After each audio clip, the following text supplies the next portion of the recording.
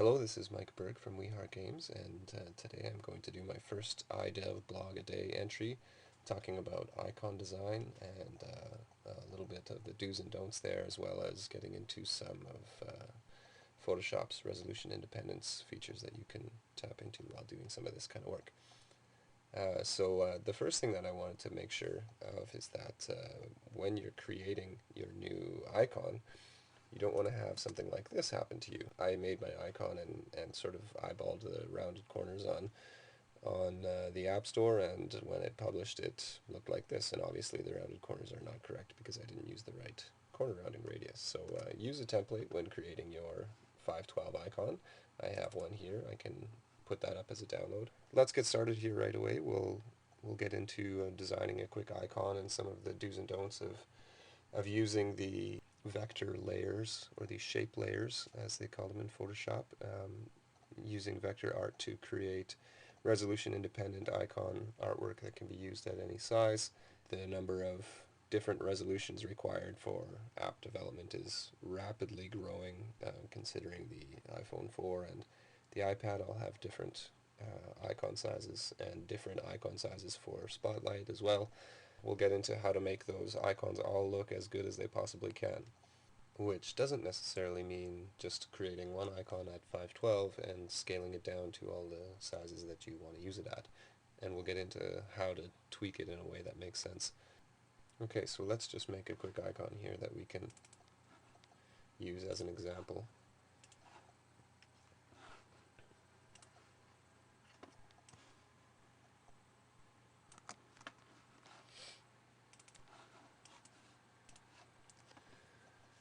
Okay, so we've got our star here, but one of the things that happens when you're using vector shapes is that these vector lines can actually live on half of a pixel. And so when you zoom in here, you can see that the top of this line actually is not resting on the edge of an actual pixel, and you've got sort of this half pixel anti-alias sort of edge here. And if you select your shape, you can see where the line for the vector is. But if you use the move tool and you just move it up and down, it actually just moves one pixel at a time. So the way to get around that is to actually use the path selection tool and click on the shape, and now when you move it, you have a much finer control over where that line starts. And here you can see I've gone a little too far, and so I just go down one. Now the amount that actually moves is based on actually how far you're zoomed in. So if you're zoomed in to 200%, one arrow nudge with the arrow keys actually moves it half of a pixel. So you would require two arrow nudges to go a full pixel when you're zoomed in at 200%. So if you're zoomed in at 400%, then you can see I've got 1, 2, 3, 4, and now I've got a full pixel again. So that's just a little trick that you can use. Another way that you can do pixel alignment when you're using these vector tools is to actually turn on a grid that's 1 pixel by 1 pixel, and when you're moving things, it should snap to the edges of the pixels.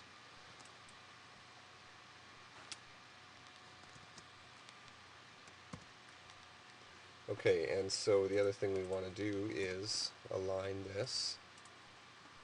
So once you've aligned your object to the center of your icon, then maybe you want to make it look a little nicer. I've got some styles saved here. I'll just add some layer effects to these guys to make them look a little nicer, and a little bevel around this star. And one other thing that you can do is maybe add texture to the button if you want to give it a little bit of not such a polished look.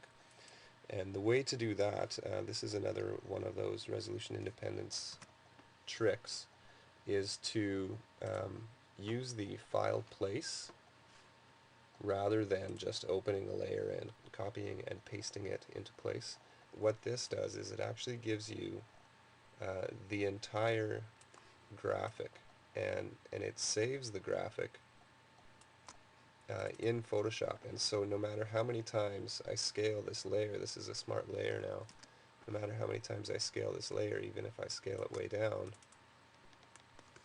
I can still scale it back up again, and I haven't lost any of the resolution. So this is really important for going in and out of other image sizes.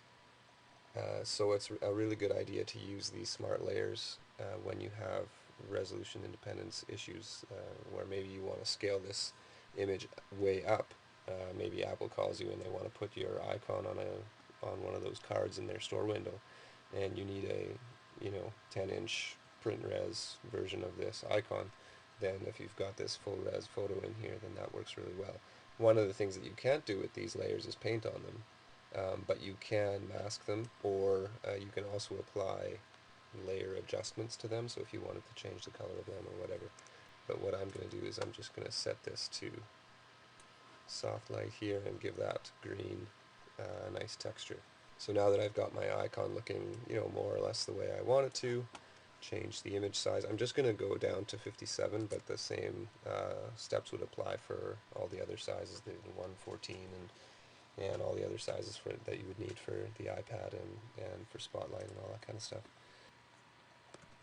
But when I look at this, you see my half pixel has come back. Now, part of the reason that I like doing these each as separate PSDs, some people like to lay out all of your icons in one PSD, but doing it this way lets you scale the entire document, and the benefit to that is that Photoshop then actually scales all of your layer effects automatically when you scale the whole document. If you scale a group of layers, it doesn't scale the layer effects automatically. In any case, these are now a little bit off again. Now what I want to do is again go in here and use the path selection tool and just nudge it up a little bit until that edge is nice and crisp. See, that looks much nicer now. Another trick that you can do when you're looking at an icon, whenever I'm working on an icon this size, I always go up to here to Window, Arrange, New Window for Icon, and that gives me just another window for the same document, and any changes that I make over here are automatically shown up here, and that gives you a live preview of what it is at 100% while you're still working here, blown way up. And coming back to this icon layer over here that gives me some of this texture, I actually want to scale this up again. And here's the benefit of having this again as a resolution independent layer. I can scale this up and still have all that detail, and find maybe a nicer spot with a little bit of detail in there, or just drag it around until you find something that you like. But then at least you haven't lost all that resolution by scaling the image down. So now that you've got this icon more or less finished, if there's sometimes some tweaks that you need to do. Sometimes on more complicated icons you might just even want to go in here, create a new layer on top, and actually go in and adjust some of these pixels just with the paintbrush. It's not very applicable to this icon, but sometimes when you have icons with smaller details, when you scale them down, the more important parts of your icons kind of get anti-aliased or blurred out, and you want to kind of highlight them a little bit. So doing some of this pixel painting can really help when you get down to the smaller sizes if your icon is quite detailed. So that's it for the first screencast from We Heart Games. This is our first iDev blog a day entry. I hope that it helped you at least a little bit in how to at least structure your icon design files, if not how to design nicer icons in general. If you have any questions, please leave comments in the blog, or you can follow me on Twitter at We Heart Games. And I hope to see you again next week.